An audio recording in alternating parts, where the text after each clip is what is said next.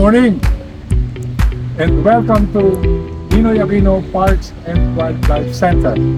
This morning, we're gonna speak about cultivation in hydroponics. We are invited by Mr. Chris Wadron of Nutri-Hydro Plant Nutrients. Ang video po natin ngayong umaga ay gaganapin dun sa isa dito sa mga fishing area ng wildlife. So dito, pag-usapan po natin ang tamang cultivation, ganin po ang importansya ng algae, yung tama pong dissolved oxygen sa ating mga greenhouses. Kasi naniniwala po ako na ito ay hindi pa masyado napapag-usapan, kaya ating i-discuss na po dito sa seminar na ito. So maglakad po tayo, pupunta po tayo sa venue.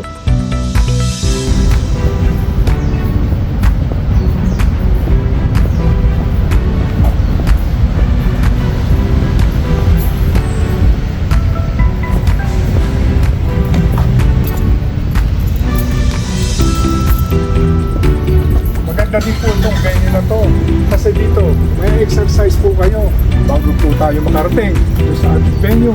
Makikita po natin kung sa lugar na yon. Tayo po ay maglalakad ng 10 minuto. Napakaganda pong venue dahil may exercise po tayo. Gayon din po ang ating mapapag-usapan. Kayo din po ay punong-puno rin ng sigla tungkol sa cultivation.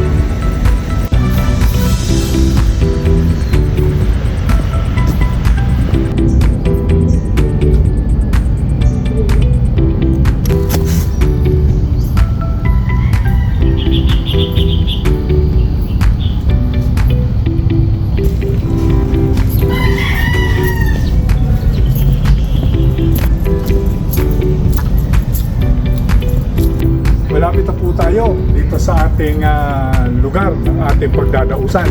Nakita nyo naman po, ang ganda po ng ating mga background. Ito po ang fishing village dito sa wildlife.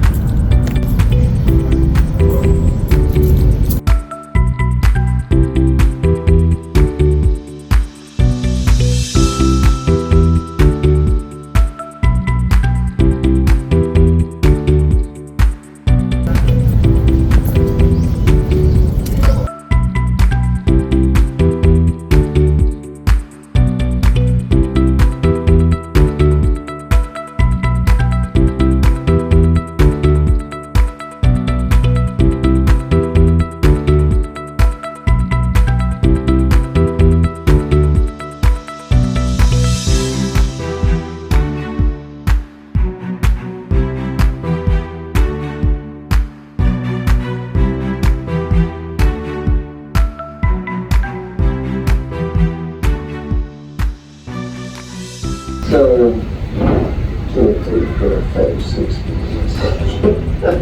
and almost 700 grams, 650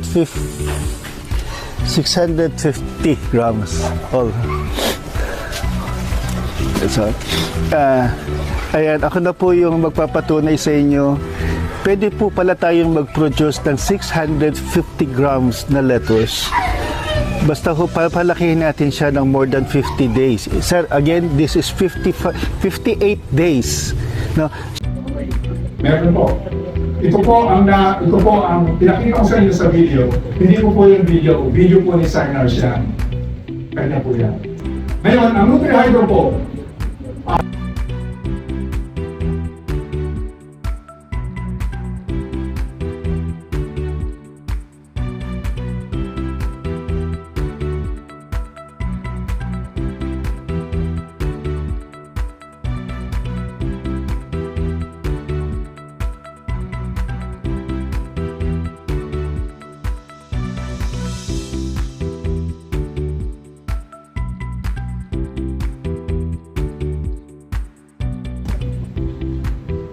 ngayon po, ito lang po yung sikreto na hindi natin napapansin palagi.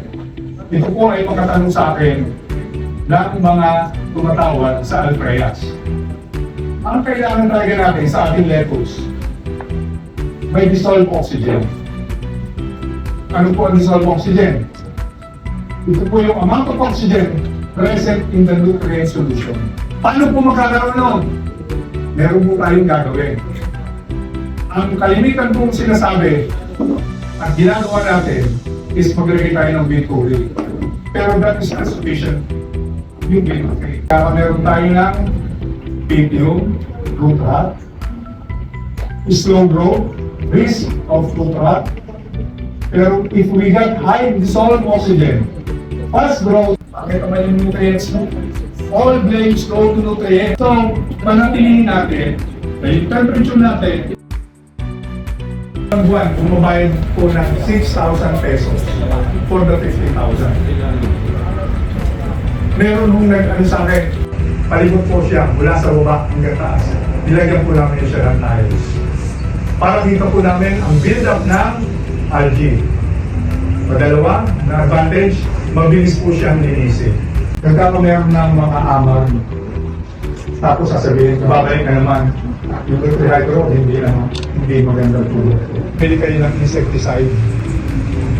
Padalawa, nakakasigurado yung kakain na hindi mamamatay agad.